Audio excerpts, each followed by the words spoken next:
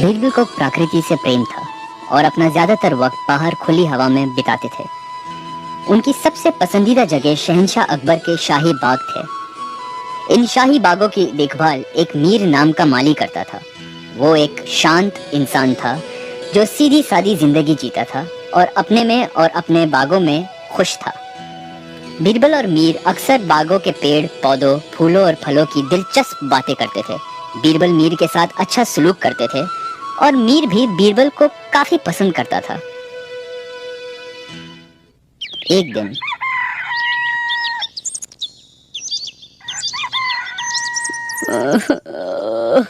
मैं क्या करूं, मैं तो बर्बाद हो गया, मैं लुट गया, मैं क्या करूं, मैं तो बर्बाद हो गया।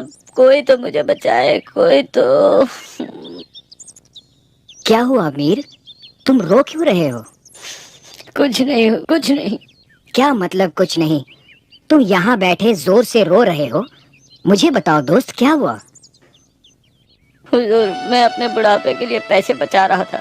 एक मटके में डालकर इस पेड़ के नीचे छुपाता आया हूँ। मैं 20 साल से ये बचत करता आया हूँ।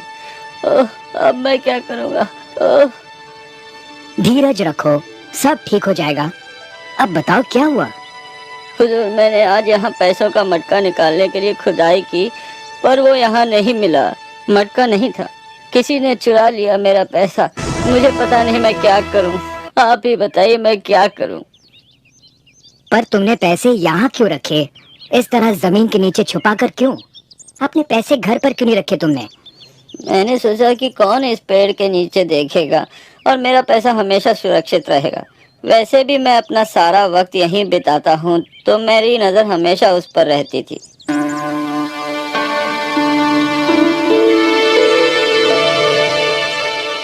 अगर ऐसा है तो जिसे तुमने बताया था चोर वही है। किससे बताया था इसके बारे में? किसी को भी नहीं हुजूर, मैंने किसी से नहीं कहा था। तो फिर किसी ने तुम्हें यहाँ पैसे डालते हुए या निकालते हुए देखा होगा।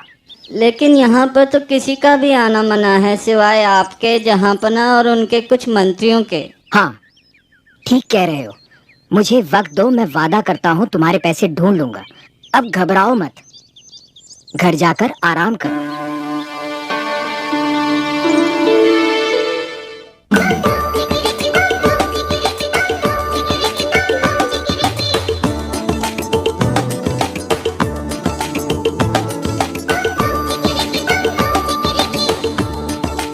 कोई भी जिसे पैसों के बारे में नहीं मालूम, वो इस पेड़ के नीचे क्यों खोदेगा, और वो भी एक कटहल का पेड़। हाँ, कोई वैद्य या हकीम पेड़ के नीचे खोद सकता है दवाई बनाने के लिए। हाँ, ये ठीक है।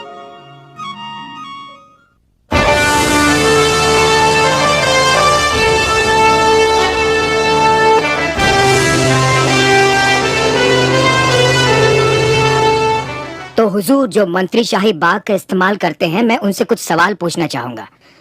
जरूर, अगर ये तुम्हें चोर को पकड़ने में मदद करेगा तो पूछो। क्या आप में से कोई भी हाल ही में बीमार थे या किसी कारण कोई दवाई की जरूरत पड़ी थी? हाँ, पिछले 3-4 दिनों से मेरे गले में खराश है और मैं मेरी पत्नी की बनाई हुई एक आयुर्वेदिक दवा ले रहा हूँ। दवा बनाने के लिए जड़ी बूटी कहाँ से मिली? क्या मतलब जड़ी बूटी कहाँ से मिली? वो उसे उसकी माँ ने भेजी थी जयपुर से। मुझे गलत मत समझिए, मैं आप पर कोई तोहमत नहीं लगा रहा हूँ। कुछ ही देर में मैं आपको सब समझा दूंगा। और कोई है जो कोई दवाई ले रहा हो? दरअसल कहते हुए तो शर्म आती है, लेकिन मुझे कब्ज की शिकायत रहती है और मेरे जो हकीम जी है, उन्होंने जड़ी बूटी की एक दवा मुझे दी थी जो मैं 2 दिनों से ले रहा हूँ। ओह, और ये हकीम जी कौन है? क्या उन्हें दरबार में बुला सकते हैं? जरूर बुला सकते हैं उन्हें। उनका नाम वैद्य प्रसाद है। बीरबल, हमें माली के पैसे चोरी होने और इन दवाइयों के बीच कोई संबंध नजर नहीं आता। तुम क्या साबित करना चाहते हो? हुजूर, मुझे बस कुछ वक्त और दीजिए और धीरज रखें, मैं आपको सब समझा दूंगा। ठीक है बीरबल, कार्रवाई जारी रखो। वैद्य प्रसाद को हाजिर किया जाए।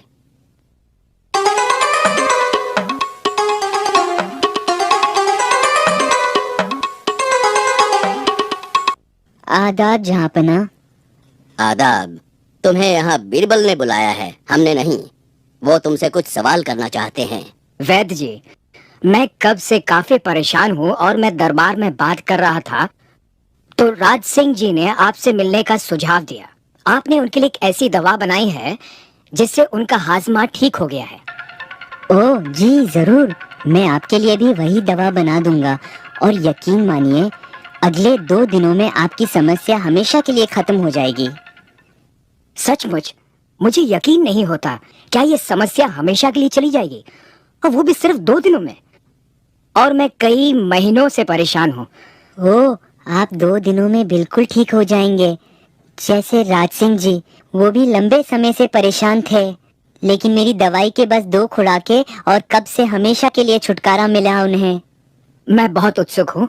आप ये दवा कैसे बनाते हैं, क्या इस्तेमाल करते हैं? अगर और किसी ने पूछा होता तो मैं ये बिल्कुल नहीं बताता, पर हुजूर क्योंकि आप पूछ रहे हैं इसलिए बताता हूँ।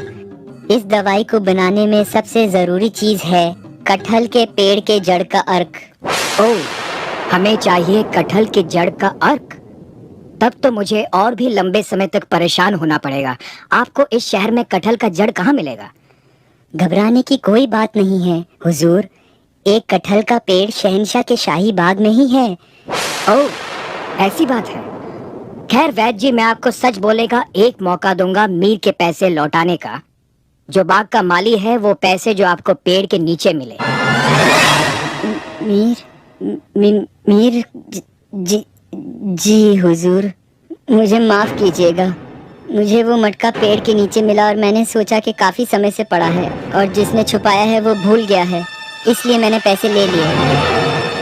खैर, एक वैद्य होने के नाते तुम्हें लोगों की तकलीफ दूर करनी चाहिए, न कि खुद उनके दर्द की वजह बनना चाहिए।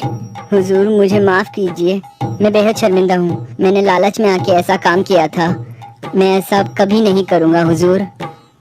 हुजूर, मुझे लगता है हमें इन्हें माफ कर देना चाहिए सच बोलने के लिए। ठीक है, अगर तुम्हें ऐसा लगता है तो।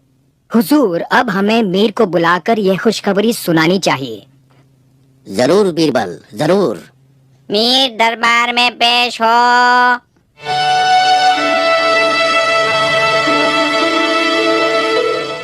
आदाब जहांपना। मीर, तुम्हारे लिए खुशखबरी है। तुम्हारे पैसे मिल गए हैं। क्या ये सच है? मुझे यकीन ही नहीं हो रहा। मैंने तो पैसे मिलने की सारी उम्मीद छोड़ दी थी। बहुत बहुत शुक्रिया। इतनी जल्दी नहीं। उस मटके में कितने पैसे थे? जनाब, उसमें 75 सोने की अशर्फियाँ थी। मीर, तुम्हें तुम्हारे पैसे मिल जाएंगे, लेकिन 10 अशर्फियाँ कम मिलेंगी तुम्हारी बेवकूफी के लिए जो तुमने पैसों को ऐसी जगह छुपाए। ये 10 अशर्फियाँ वैद्य जी को सच बोलने के लिए दिए जाएंगे। बीरबल, बहुत खूब। कमाल का इंसाफ किया है तुमने। हमें फख्र है तुम पर। लेकिन हमें ये बताओ, आखिर तुम्हें एक वैद्य की बात कैसे सूझी? हुजूर, मुझे एक वैद्य की बात इसलिए सूझी क्योंकि उनके पास ही कोई अच्छा कारण हो सकता है कटहल के पेड़ के नीचे खुदाई करने का, वरना और कोई तो फल तोड़ेगा, जड़ नहीं। बहुत खूब। शाबाश बीरबल, शाबाश। शुक्रिया जहांपना, शुक्रिया। शुक्रिया हुजूर, शुक्रिया।